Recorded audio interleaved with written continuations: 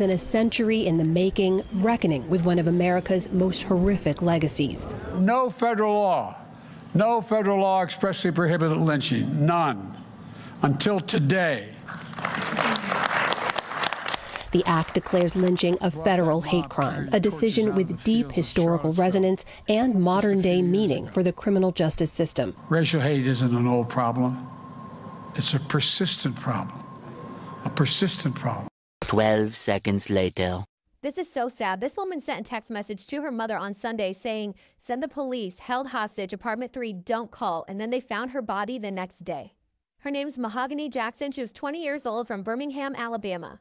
So she sent that text message to her mother on Sunday around 3:15 in the afternoon and even included a ping of her location. Her mother and the Birmingham police went to that location where somebody answered the door and was reluctant to speak to them, but they eventually allowed them to come in and admitted that Mahogany had been there, but she left around 2 a.m.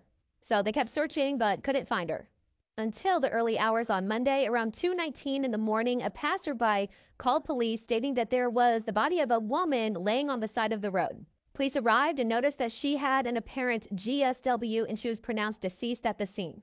Within 48 hours, police have made 7 arrests in connection to her death. And they spoke to an 8th person, but they didn't get arrested or charged. The police say the facts of this case are deplorable and sickening. And the chief said this is one of the worst cases he has ever seen in his career. Through their investigation, they discovered that she was tortured so bad that they cannot release details of what exactly was done to her. Now get ready for this. These are the suspects and their charges. Brandon Pope, 24, Francis Harris, 25, and Jeremiah McDowell, only 18, are each charged with capital murder during first-degree and capital murder during first-degree kidnapping. Giovanni Clapp, 23, Blair Green, 25, and Sanaya McCall, 23, are each charged with felony murder during first-degree kidnapping and first-degree I'm not going to say that word. I don't want my video to get taken down. Clapp is additionally charged with second-degree assault causing injury. And Tasia Lewis, 25, is charged with felony murder, as well as second-degree assault causing injury with a weapon. You guys, they actually recorded what they did to Mahogany. Apparently, she had been moved around to several locations during the hours of her kidnapping, before somebody finally decided they were going to take her life.